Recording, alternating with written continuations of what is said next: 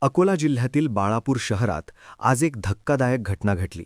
बाळापूर येथील अंजुमन बाजार रोडवर अचानक एका चालत्या ओमनी गाडीने पेट घेतला.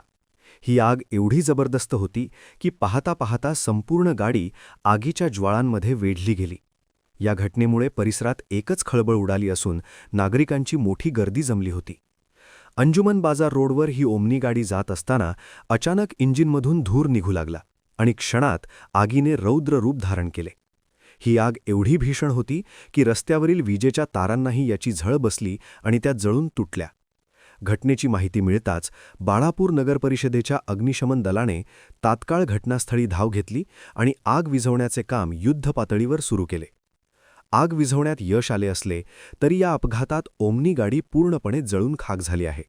घटनेचे गांभीर्य लक्षात घेऊन स्थानिक पोलिसांनीही तातडीने धाव घेत जमावाला पांगवले आणि वाहतूक सुरळीत केली.